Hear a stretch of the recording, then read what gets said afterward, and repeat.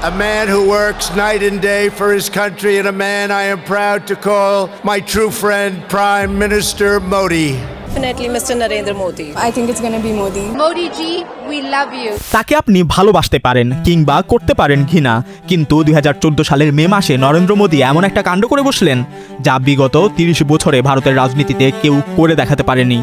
পৃথিবীর বৃহত্তম নির্বাচনে তিনি একচ্ছত্র সংখ্যাগরিষ্ঠতা ছিনিয়ে নিলেন। Narendra Modi with these numbers should not find it difficult to be the next Prime Minister of India. 1.2 billion মানুষের লিডার বনে গেলেন তিনি, হয়ে উঠলেন এই প্ল্যানেটের অন্যতম most powerful man. Prime Minister Modi is the boss. I am a fan of Modi, so.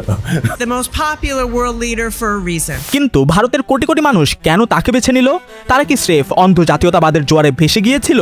अगर मोदी है तो मुमकिन है। I love Modi. নাকি ভেতরের সিস্টেমটা এতটাই পচে গিয়েছিল যে 100 কোটি মানুষ দেশের জন্য সম্পূর্ণ নতুন একটা সিস্টেম বেছে নিতে বাধ্য হলো? Democracy delivers and democracy empowers.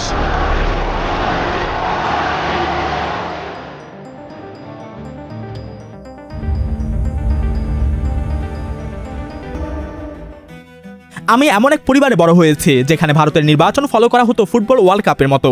টিভির সামনে চিল্লাচিল্লিটা শুধু একটু বেশি হতো আর কি, কারণ আমার পরিবারের অর্ধেক ভারতে বসবাস করে। অবশ্যই তাদের জন্ম সেখানেই হয়েছিল।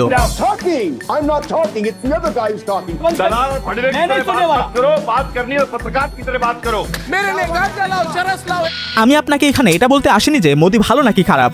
আমি এসেছি সেই প্রশ্নটার উত্তর দিতে যা আন্তর্জাতিক মিডিয়া সবসময় ভুলভাবে ব্যাখ্যা করে। প্রশ্নটা শুধু মোদিকে তা নয়, প্রশ্ন হলো 2014 সালে কোটি কোটি মানুষ কেন তাকেই বেছে নিল। এই ডকুমেন্টারিতে আমরা পরবর্তী নির্বাচন বা বর্তমান অবস্থাকে পাশে রেখে সামষ্টিক দৃষ্টিকোণের দিকে আলোকপাত করব। 2014 সালে মোদি জেতার পেছনে কাজ করছিল 4টা অদৃশ্য শক্তি, যা ঠিক একই সময়ে একসাথে নিখুঁতভাবে মিলে গিয়েছিল। একটা ভেঙে পড়া সিস্টেম, একটা পঙ্গু সরকার, এমন এক পলিটিক্যাল অফার যা ভারত আগে কখনো দেখেনি, এবং ভোটারদের সাইকোলজিতে এমন এক শিফট যা পুরো ইন্ডিয়ান ডেমোক্রেসির ইতিহাস নতুন করে লিখে দিয়েছে। তবে মূল গল্পে যাওয়ার আগে আই প্রমিস খুব দ্রুতই হবে, আপনাকে বুঝতে হবে কিভাবে 100 কোটি মানুষের দেশের প্রধানমন্ত্রী হওয়া যায়, কারণ এই সিস্টেমের ম্যাথটা বুঝলে মোদির উত্থানের আসল রহস্যটা আপনার সামনে পরিষ্কার হয়ে যাবে।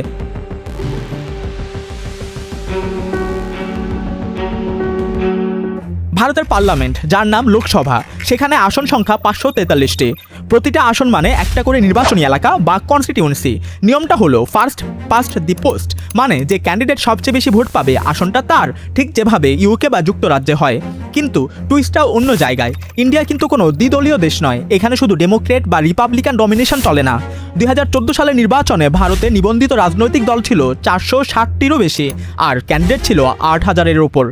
এর মানে কি, যে কোনো একটা আসনে হয়তো 5, 6 বা 7 জন হেভিওয়েট ক্যান্ডিডেট নিজেদের মধ্যে ভোট ভাগাভাগি করে নিচ্ছেন। ফলে আপনি মোট ভোটের মাত্র 30%, কখনো কখনো তারও কম পেয়েও আসনটা জিতে নিতে পারেন, যদি অপোজিশন পুরোপুরি টুকরো টুকরো হয়ে থাকে। বেশিরভাগ ভোটারকে কনভিন্স না করেও একটা দল অনায়াসে একের পর এক সিট পকেটে পুঁততে পারে। যে পার্টি সবচেয়ে বেশি সিট পাবে বা কোয়ালিশন বানিয়ে 272-এর ম্যাজিক ফিগার ক্রস করতে পারবে, ওরাই সরকার গড়বে, আর সেই মেজরিটি পার্টির লিডারই হবেন প্রাইম মিনিস্টার। এবার এর স্কেলটা একটু কল্পনা করুন। 2014 সালে ভোটার সংখ্যা ছিল 83 কোটি 40 লাখ, এর মধ্যে ভোট দিয়েছিলেন 55 কোটি 40 লাখ মানুষ, যা পুরো ইউরোপীয় ইউনিয়নের মোট জনসংখ্যার চেয়েও বেশি। একটা সাবকন্টিনেন্টে তো আর একদিনে ভোট নেওয়া সম্ভব না, তাই 5 সপ্তাহ ধরে 9টা ফেজে চলেছিল এই বিশাল যজ্ঞ। আর এই ভোট প্রক্রিয়ার একটা চমৎকার ডিউটি দেখুন।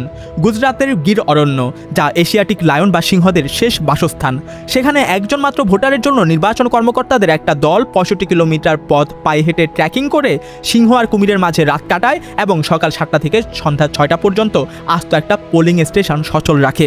সেই ভোটারের নাম মহন্ত ভারতদাস, একজন মন্দিরের পুরোহিত। হ্যাঁ, এটা তো পরিষ্কার যে অন্তত ভারতে মসজিদের ইমামের জন্য এমন কোনো পদক্ষেপ নেবে না। আর প্রতি নির্বাচনে এই বুথের ভোটার টার্ন আউট কত জানেন? 100%। ডেমোক্রেসির প্রতি ভারতের এই হলো কমিটমেন্ট। আর 2014 সালে যখন ডোনাল্ড ট্রাম্প বা ব্রেক্সিটের মতো বৈশ্বিক চমকগুলোর জন্ম হয়নি, ইন্ডিয়ান ডেমোক্রেসির এই বিশাল মেশিনে এমন এক রেজাল্ট প্রডিউস করলো যা পুরো বিশ্বকে শকড করে দিয়েছিল। ইন্ডিয়া কেন এভাবে ভোট দিল তা বুঝতে হলে 2013 সালে একজন সাধারণ মানুষের মনের অবস্থা কেমন ছিল তা জানতে হবে। আর সেটা বুঝতে হলে আমাদের ঢুকতে হবে সরাসরি রান্নাঘরে। ইতালির রান্নায় অলিভ অয়েল যা, ইন্ডিয়ার রান্নায় পেঁয়াজ ঠিক তাই। প্রায় সব কিছুতেই এটা লাগে। আর 2013 সালের শেষের দিকে পেঁয়াজের দাম এক লাফে 4 গুণ বেড়ে গেল। 25 টাকা কেজির পেঁয়াজ হয়ে গেল 100 টাকা।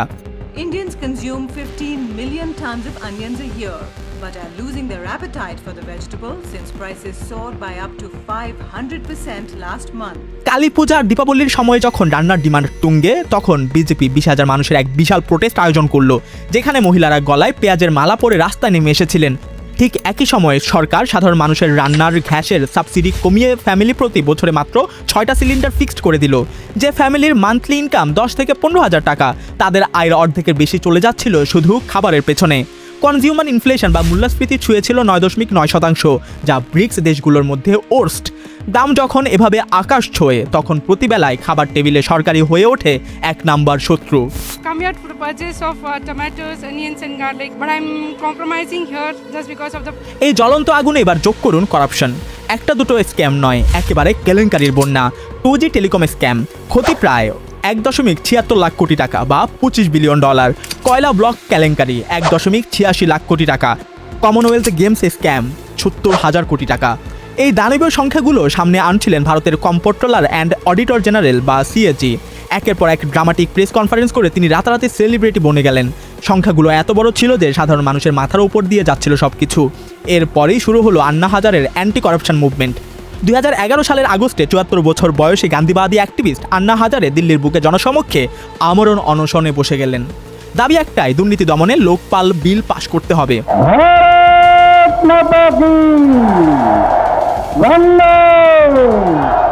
1 লাখেরও বেশি মানুষ সেই ময়দানে আছড়ে পড়ল। লাখ লাখ তরুণ মাথায় সাদা টুপি পড়ল, যাতে লেখা আই এম আন্না। আর মুম্বাইয়ের সেই লেজেন্ডারি ডাব্বাওয়ালা, যাদের লাঞ্চ ডেলিভারির নিখুঁত চেইন লিটারেলি হার্ভার্ড বিজনেস স্কুলেও স্টাডি করানো হয়, তারা তাদের 120 বছরের ইতিহাসে প্রথমবার স্ট্রাইক করলো। কোনো বোনাস বা বেতনের জন্য নয়, স্রেফ একজন দুর্নীতি বিরোধী সমাজকর্মীকে সাপোর্ট করতে তারা একদিনের ছুটি নিয়ে নিল। Mumbai's famous dabbawalas have decided to support Anna Hazare's campaign. They are taking a day off on Friday, breaking a 120-year-old tradition, all to support Anna Hazare. জনগণের এই ক্ষোভ যখন ফুটন্ত লাভা, ঠিক তখনই 2012 সালের ডিসেম্বরে দিল্লিতে ঘটলো এক মর্মান্তিক ট্র্যাজেডি। বাসের ভেতর 23 বছর বয়সী এক ফিজিওথেরাপি স্টুডেন্টকে গণধর্ষণ করা হলো। 13 দিন পর মেয়েটি মারা যায়। হাজার হাজার তরুণ তরুণী ইন্ডিয়া গেটের সামনে জাস্ট ফেটে পড়ল। পুলিশ তাদের উপর water Canon ছুড়ল। 1,000 youths, they marched right from India Gate and the water cannons being fired from the other end. By doing all this, people are only going to get more and more angry. They are not going to calm down. সবচেয়ে বড় ধাক্কাটা ছিল দেশের প্রধানমন্ত্রী ঘটনার পর টানা 8 দিন কোনো পাবলিক স্টেটমেন্টই দিলেন না। সব ডট এবার একসাথে মেলান। রান্নাঘরে চরম মূল্যস্ফীতি, হেডলাইনে $1 বিলিয়ন দুর্নীতি, রাস্তায় নারীদের উপর ভায়োলেন্স, আর ওদিকে সরকার পুরোপুরি ফ্রোজেন, স্তব্ধ। তৎকালীন প্রধানমন্ত্রী মনমোহন সিং একজন অর্থনীতিবিদ হিসেবে অত্যন্ত শ্রদ্ধেয় হলেও জনগণের চোখে তিনি তখন একজন পুতুল পিএম, যার আসল রিমোট কন্ট্রোল ছিল সোনিয়া গান্ধী আর কংগ্রেসের দলীয় মেশিনের হাতে।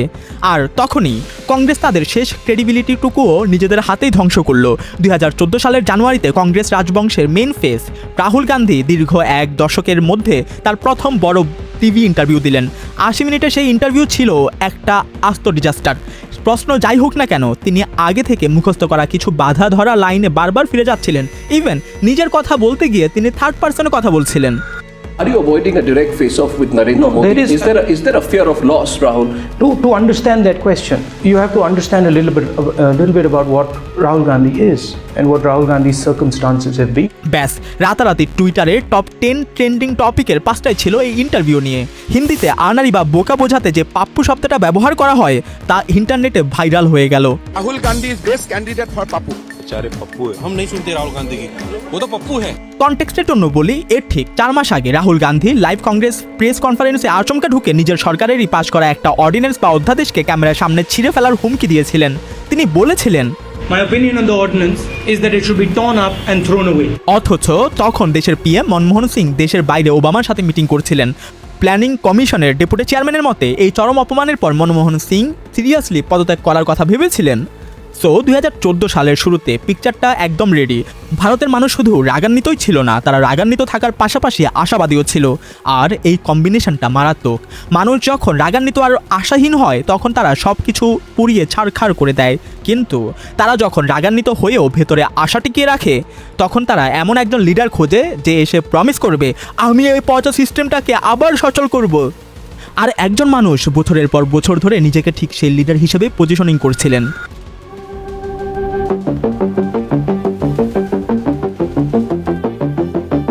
ভারতবাসী কেন মোদীকে ভোট দিল তা বোঝার আগে বুঝতে হবে 2014 সালে মোদী স্রেফ একজন পলিটিশিয়ান ছিলেন না, তিনি ছিলেন একটা গল্প, একটা মিথ, একটা লেজেন্ড। আর এই লেজেন্ডের 3টি মেইন চ্যাপ্টার ছিল। Chapter 1, the origin, chaiwala. মোদির জন্ম 1950 সালে গুজরাতের ভাগনগরে। তার বাবা রেলওয়ে স্টেশনে একটা চায়ের দোকান চালাতেন। ছোটবেলায় নরেন্দ্র স্কুল শুরুর আগে আর পরে যাত্রীদের চা পরিবেশন করতেন। मित्रों मैं बचपन में रेल के डिब्बे में चाय बेचता था। ইন্টারেস্টিং বিষয় হলো পরবর্তীতে 2024 সালে রাইট টু ইনফরমেশন বা আরটিআই বা তথ্য অধিকার আইনের আওতায় করা কিছু রিকোয়েস্টের জবাবে রেলওয়ের অফিসিয়াল রেকর্ডে এই চায়ের দোকানের কোনো অস্তিত্ব খুঁজে পাওয়া যায়নি। কিন্তু এই গল্পের পলিটিক্যাল পাওয়ার ছিল আনস্টপেবল, বিশেষ করে তখন যখন কংগ্রেসের এক টপ পলিটিশিয়ান মোদীকে কটাক্ষ করে বললেন, মোদী কোনোদিন পিএম হতে পারবে না, তবে তিনি চাইলে কংগ্রেসের মিটিংয়ে এসে চা বিক্রি করতে পারেন, আমরা সেই ব্যবস্থা করে দেব। Modi will never become the PM, but if he wants to sell tea here, then we'll make some arrangements for him. BJP এই অপমানটাকে এক মারাত্মক ওয়েপনে রূপান্তর করলো। তারা লঞ্চ করলো চাই পে চর্চা বা বাংলায় চায়ের আড্ডায় আলোচনা ক্যাম্পেইন। স্যাটেলাইটের মাধ্যমে মোদি একযোগে দেশের 4000 লোকেশনের চায়ের দোকানে জড়ো হওয়া মানুষের সাথে সরাসরি কথা বললেন। এটার সাইকোলজিটা বুঝতে হলে 2024 সালের ট্রাম্পের কথা ভাবুন। জো বাইডেন যখন ট্রাম্পের সমর্থকদের গার্বেজ বা আবর্জনা বলেছিলেন, ট্রাম্প পরদিনই একটা আস্ত ময়লার ট্রাকে চড়ে জনসভায় হাজির হয়েছিলেন।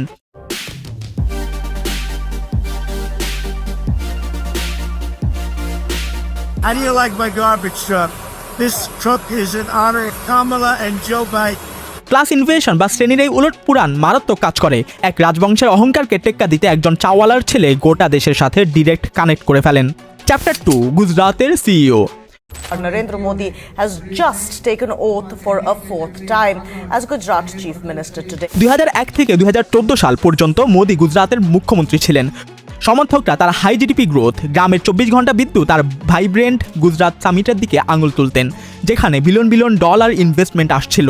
Gujarat in the last 2 decades has accelerated its overall economic development and has witnessed several structural changes in the course of its economic growth. 2014 সালে এক ন্যাশনাল স্টাডিতে প্রতি 5 জন ভারতীয়ের মধ্যে একজন গুজরাটকে উন্নয়নের দিক থেকে দেশের বেস্ট স্টেট হিসেবে সার্টিফাইড করেছিল। কিন্তু এর একটা কাউন্টার এভিডেন্সও আছে, যা নিয়ে বেশিরভাগ মানুষ কথা বলে না। সে সময় গুজরাতের প্রায় 40% শিশু আন্ডারওয়েট বা অপুষ্টির শিকার ছিল, যা জাতীয় গড়ের চেয়েও খারাপ। ফ্রেঞ্চ পলিটিক্যাল সায়েন্টিস্ট ক্রিস্টোফ জাফরিয়েল্টের কনক্লুশন ছিল চমকে দেওয়ার মতো। When you compare Gujarat and Tamil Nadu, then you have a shock.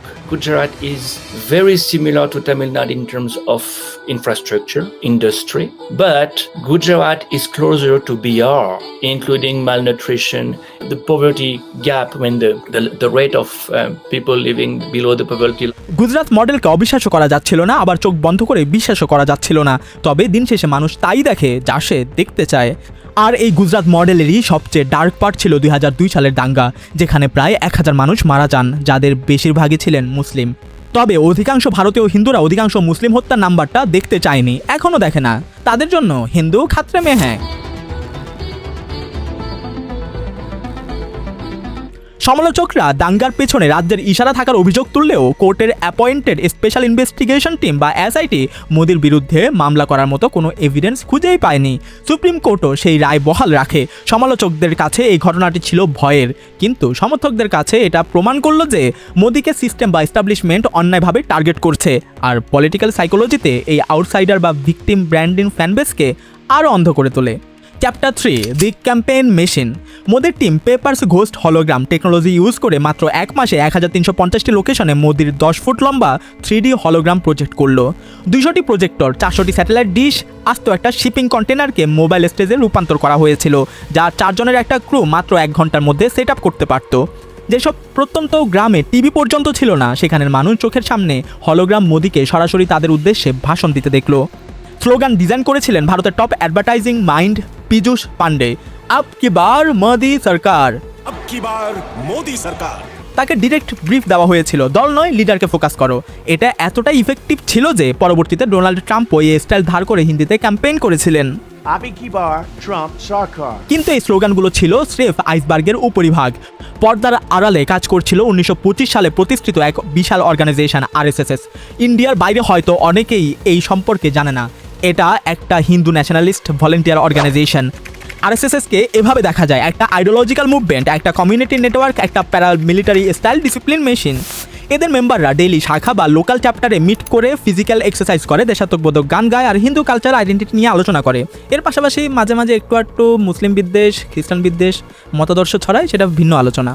RSS direct কোনো পলিটিক্যাল পার্টি নয়, তবে বিজেপি এরই তৈরি করা একটা পলিটিক্যাল উইং। সো বিজেপি যখন ক্যাম্পেইন করে তারা শুধু নিজেদের কর্মী নামায় না, তারা আরএসএস এর এই বিশাল ডিসিপ্লিন ভলেন্টিয়ার ইনফ্রাস্ট্রাকচারকে অ্যাক্টিভেট করে দেয়। সোশ্যাল মিডিয়ায় মোদির তখন 16 মিলিয়ন ফেসবুক ফলোয়ার, যা বিশ্বে তখন দ্বিতীয় সর্বোচ্চ সংখ্যক সোশ্যাল মিডিয়া ফলোয়ার, তাও একজন পলিটিক্যাল লিডারের। আর 2.2 মিলিয়ন অনলাইন ভলেন্টিয়ার তো রেডি ছিল। This was not just a campaign, it was a global product launch. আর সেই প্রোডাক্টের 3টা পার্ট ছিল: self outsider, proven administrator, disciplined organiser. আর প্রতিটা পার্টি আলাদা আলাদাভাবে 3 জন ভিন্ন মানুষের গল্প শোনায়। আর এই 3 পার্ট মিলেই দেশবাসীর একই ফ্রাস্ট্রেশনের জবাব হিসেবে দাঁড়াতে যাচ্ছিল খুব শীঘ্রই।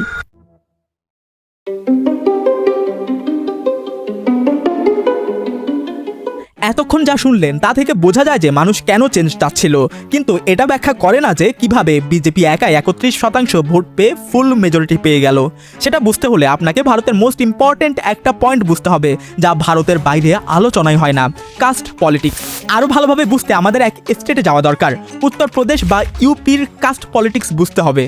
যারা ভারতের কাস্ট সিস্টেমের সাথে পরিচিত নন, কাস্ট বা জাতিভেদ প্রথা কিন্তু স্রেফ রেস বা ক্লাস নয়, এটা একটা বংশানুক্রমিক সামাজিক পরিচয় যা ইতিহাস, কমিউনিটি এবং পলিটিক্সের মোবিলাইজেশনের সাথে যুক্ত।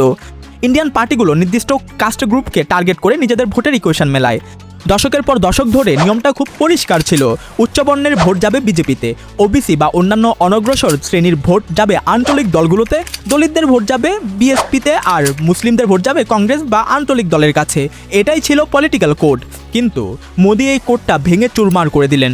তিনি নিজে ওবিসি ব্যাকগ্রাউন্ড থেকে এসেছেন। ওবিসি মানে ঘাঁচি মদ কাস্ট, যারা ঐতিহ্যগতভাবে তেল পেশার কাজ করে। তার ক্যাম্পেইন কাস্ট ক্যাটাগরির ভেতরের ফাটলগুলোকে এমনভাবে ইউজ করলো যা আগে কেউ এই স্কেলে করেইনি।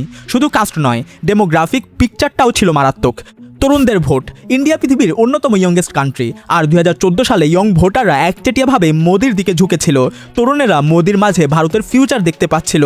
এটা ভিন্ন আলোচনা যে এখন তরুণরা দিল্লির যন্তর মন্তরে মার খাচ্ছে। Gender factor. নারীদের ভোট দেওয়ার হার সেবার হিস্টোরিক হাই ছুঁয়েছিল। পুরুষদের সাথে গ্যাপ কমে দাঁড়িয়েছিল 2%-এরও নিচে। দিল্লির সেই নারী নির্যাতনের ক্ষোভ নারীদের ভোট থেকে দূরে সরায়নি, বরং তাদের তাড়িয়ে নিয়ে গিয়েছিল এমন এক লিডারের দিকে যে নিজের স্ট্রং ম্যান ইমেজ প্রোটেক্ট করতে পেরেছিল। 2014 এর আগে শুধু নারীরা সেফ ছিল না, 2014 এর পরে নারী পুরুষ দুই পক্ষই সেফ না। Motivated each and every woman who is from the tribals. How he's helped women who are into agriculture and how they've come up. So I don't find anything criticizing. শহর বনাম গ্রাম। বিজেপি কিন্তু শুধু শহরে জেতেনি, তাদের vote share শহরেও যা ছিল 31%, গ্রামে হুবহু তাই ছিল 31%। মোদি স্রেফ সিটির ভোট নয়, আজ তো একটা ন্যাশনাল কোয়ালিশন দাঁড় করিয়েছিলেন। রিলিজিয়ন বা ধর্মের কথা না বললেই নয়, মাত্র 8 থেকে 9% মুসলিম ভোটার বিজেপিকে ভোট দিয়েছিলেন। পরবর্তীতে যদিও তাদের ঘরবাড়িতে বুলডোজার জিহাদ করা হয়েছে তা ভিন্ন আলোচনা। ওদিকে হিন্দু ভোট মোদির পেছনে এমনভাবে কনসোলিডেটেড বা একতাবদ্ধ হয়েছিল যা ভারতে আগে কখনোই দেখা যায়নি। আর এই রিলিজিয়াস পোলারাইজেশন বা হিন্দু কনসোলিডেশনের আসল ইম্প্যাক্টটা দেখা গেল ইউপিতে। শুরুতেই কোনো ভারী স্লোগান না, এক্সট্রিমিজম না, শুধু চুপচাপ ক্ষমতা দখল। উত্তরপ্রদেশের দিকে তাকালে আমাদের সিনারিও আরও পরিষ্কার হয়ে যাবে। উত্তরপ্রদেশে পার্লামেন্টের সিট আছে 80টি, যে কোনো স্টেটের চেয়ে বেশি। 2009 সালে বিজেপি সেখানে পেয়েছিল মাত্র 10টা সিট, আর 2014 সালে তারা একাই জিতল 71টি সিট, আর মিত্রদের নিয়ে 73টি সিট। এই একটা স্টেট একাই বিজেপির ন্যাশনাল ট্যালির 4 ভাগের 1 ভাগ সিট এনে দিয়েছিল। ইউপি ছাড়া বিজেপির সিট হতো 211, কোনো মেজরিটি আসতো না। এই জয়ের আর্কিটেক্ট ছিলেন অমিত শাহ, যাকে 2013 সালে ইউপির দায়িত্ব দিয়ে জেনারেল সেক্রেটারি করা হয়েছিল। শাহ ইন্ডিয়ান হিস্ট্রির সবচেয়ে সফিস্টিকেটেড গ্রাউন্ড অপারেশন ডিজাইন করলেন, যার নাম পন্না প্রমুখ সিস্টেম। ভোটার লিস্টের প্রতিটি পাতা বা পন্নার জন্য একজন করে ইনচার্জ ভলেন্টিয়ার ফিক্সড করা হলো, যার কাজ ছিল ওই পাতার প্রতিটা ফ্যামিলিকে ব্যক্তিগতভাবে চেনা এবং ভোটের দিন তাদের বুথে টেনে নিয়ে আসা। শুধু ইউপিতেই এই কাজের জন্য 2 মিলিয়ন বা 20 লাখ ভলেন্টিয়ার নামানো হয়েছিল। ভারতের ইতিহাসে বুথ লেভেলেরও নিচে গিয়ে কোনোদিন এভাবে পলিটিক্যাল গেরিলা ওয়ারফেয়ার চালানো হয়নি। Amit Shah here with me has delivered that absolutely majestic performance for the BJP in Uttar Pradesh. তবে এর একটা ডার্ক এলিমেন্টও আছে। 2013 সালের সেপ্টেম্বরে পশ্চিম ইউপির মুজাফফরনগরে এক মারাত্মক সাম্প্রদায়িক দাঙ্গা ছড়িয়ে পড়ে। অফিসিয়ালি 62 জন মারা যান, 50,000-এরও বেশি মানুষ বাস্তুচ্যুত হন, যাদের সিংহভাগই ছিলেন মুসলিম। এবং অবশ্যই ভারতীয় হিন্দুরা অমিত শাহের ফ্যান বনে গেলেন। মুসলিম মারতে পারলে একটা দেশের সিংহভাগ মানুষ হ্যাপি হয়ে যায়, জোস। তবে এই দাঙ্গা জাট এবং মুসলিমদের দশকের পর দশক ধরে চলা পলিটিক্যাল অ্যালায়েন্স এক রাতে ভেঙে দেয় এবং পুরো রিজিয়ন ধর্মের ভিত্তিতে পোলারাইজড হয়ে যায়। ফলস্বরূপ পশ্চিম ইউপির প্রতিটা সিট ক্লিপ করে নেয় বিজেপি। বাকি কাজটা করে দিল আমাদের সেই ফার্স্ট পাস্ট দি পোস্ট নির্বাচনী সিস্টেম। দলিতদের পার্টি বিএসপি উত্তরপ্রদেশে প্রায় 20% ভোট পেয়েও সিট পেল 0। ভাবা যায়, পুরো দেশ জুড়ে বিএসপি ভোট পেয়েছিল 2,28,00,000, যা আসতো অস্ট্রেলিয়ার জনসংখ্যার চেয়েও বেশি, অথচ সিট সংখ্যা বিগ 0। কারণ তাদের ভোট সব জায়গায় ছড়িয়ে পড়েছিল, তারা সব জায়গায় সেকেন্ড হচ্ছিল কিন্তু ফার্স্ট কোথাও হতে পারছিল না। আর শেষ টুইস্ট, আন্না হাজারের মুভমেন্ট থেকে বেরিয়ে অরবিন্দ কেজরিওয়াল যে আম আদমি পার্টি বা আপ গঠন করেছিলেন। While a new political party, Arvind Kejriwal's Aam Aadmi Party has formally been launched today. The messaging clearly different from current mainstream parties. Mr. Kejriwal said today the revolution has begun. The message from other parties, well, now fight the electoral game. তারা 2012 সালে দেশ জুড়ে 432টি আসনে লড়ে মাত্র 4টা seat পেল। দিল্লিতে তারা 33% ভোট পেলেও একটাও সিট জিততে পারেনি। 7টার 7টাই সুইপ করে নেয় বিজেপি। আম আদমি মূলত এস্টাবলিশমেন্ট বিরোধী লিবারেল ভোটগুলো নিজেদের দিকে টেনে নিয়েছিল, যা কংগ্রেসকে পুরোপুরি নিশ্চিহ্ন বা ওয়াইপ আউট হতে সাহায্য করে। আন্না হাজারে পরবর্তীতে আক্ষেপ করে বলেছিলেন, বিজেপি 2014 সালে আমাকে ব্যবহার করেছে, সবাই জানে আমার আন্দোলনই বিজেপিকে ক্ষমতার চূড়ায় বসিয়ে দিয়েছিল।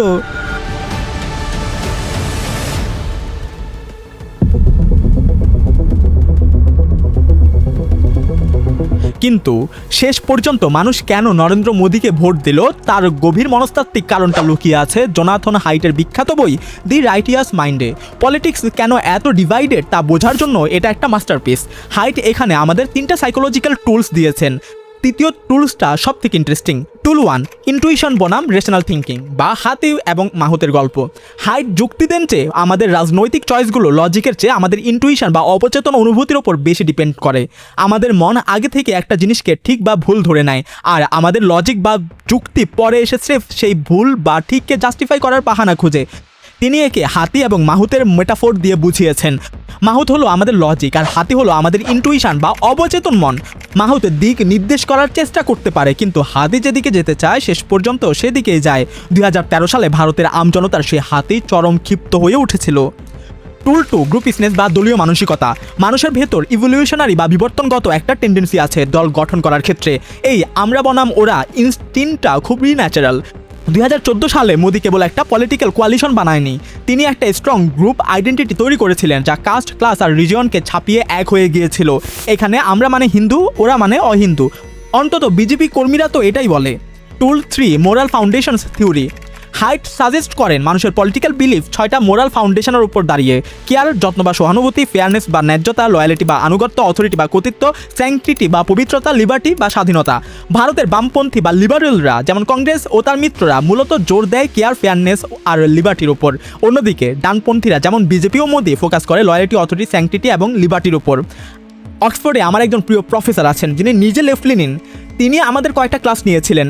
এক পলিটিক্যাল ফিলোসফির ক্লাসে বলেছিলেন, এই ডিফারেন্সের কারণে ডানপন্থীদের আর্সেনাল বা অস্ত্রাগারে মোরাল টুলস সবসময় বেশি থাকে। তারা tradition, law and order, cultural pride নিয়ে কথা বলতে পারে, কিন্তু লেফট বা লিবারেলরা সব কিছুকে শুধু ইকুয়ালিটি আর ফেয়ারনেসের চশমা দিয়ে দেখে।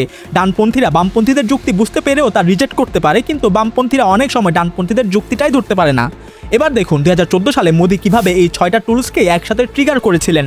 কেয়ার বা সহানুভূতি, মূল্যস্ফীতি আর গ্যাসের দামে জর্জরিত ফ্যামিলি আর ওদিকে নারীদের প্রোটেক্ট করতে না পারা এক ফ্রোজেন সরকার। ফেয়ারনেস বা ন্যায্যতা, $1 বিলিয়ন দুর্নীতি, কংগ্রেস মানেই দেশের সাথে চিটিং, এই ন্যারেটিভ সেট হয়ে গেল। অথরিটি বা কর্তৃত্ব, একজন ডিসিসিভ স্ট্রং ম্যান, মোদি বনাম একজন রিমোট কন্ট্রোল পিএম। লয়ালিটি বা আনুগত্য, কাস্ট লাইনের ঊর্ধ্বে গিয়ে হিন্দু কনসলিডেশন, যাকে সভ্যতার একাত্মতা হিসেবে রিপ্রেজেন্ট করা হলো। স্যাংসিটি বা পবিত্রতা, কোনো অ্যাগ্রেসিভ হিন্দুত্ব নয়, বরং একটা সফট কালচারাল প্রাইড যা হিন্দু আইডেন্টিটিকে ডিফল্ট বানিয়ে দিল, যেখানে হিন্দুই রাজা, বাকিরা ভিখারি বা প্রজা। লিবার্টি বা স্বাধীনতা, একজন সেলফ মেড চাওয়ালা বনাম প্রিভিলেজড রাহুল গান্ধীর রাজবংশ। কংগ্রেস যেখানে মাত্র 2টো মোরাল ফাউন্ডেশন ইউজ করেছিল, মোদি সেখানে একসাথে 6টাই হিট করলেন। আর এই কারণেই মোদির সেই ওয়েব বা হাওয়া পুরো দেশকে ভাসিয়ে নিয়ে গিয়েছিল। তাহলে ভারতের মানুষ মোদিকে কেন ভোট দিয়েছিল? কারণ তারা একটা দুর্নীতিগ্রস্ত, অক্ষম আর স্থবির সরকারের ওপর প্রচণ্ড রেগেছিল। তারা এমন একটা ইকোনমি নিয়ে চিন্তিত ছিল যা তাদের লাইফ লাইন আটকে দিচ্ছিল। আর তারা আকর্ষিত হয়েছিল এমন একজন লিডারের প্রতি যাকে মনে হচ্ছিল ডিসিসিভ, মডার্ন এবং যে কাজ আদায় করে নিতে পারে। তবে বর্তমান গ্রাউন্ড রিয়েলিটি ভিন্ন সাক্ষ্য দেয়। তারা এটা করেছে এমন এক নির্বাচনী সিস্টেমে যেখানে মেজরিটি সিট পাওয়ার জন্য মেজরিটি ভোটের প্রয়োজন হয় না। আর পেছনে ছিল বিজেপির এমন এক দানবীয় গ্রাউন্ড অপারেশন যা জনগণের ক্ষোভকে পার্লামেন্টের সিটে কনভার্ট করতে পেরেছিল। তারা এটা জিতেছে কারণ কাস্টের সমীকরণ ভেঙে গিয়েছিল, অপোজিশনের ভোট টুকরো হয়ে গিয়েছিল, আর যেখানে টিভি পর্যন্ত পৌঁছায়নি সেখানে মোদির 10 ফুটের হলোগ্রাম হাজির হয়ে গিয়েছিল।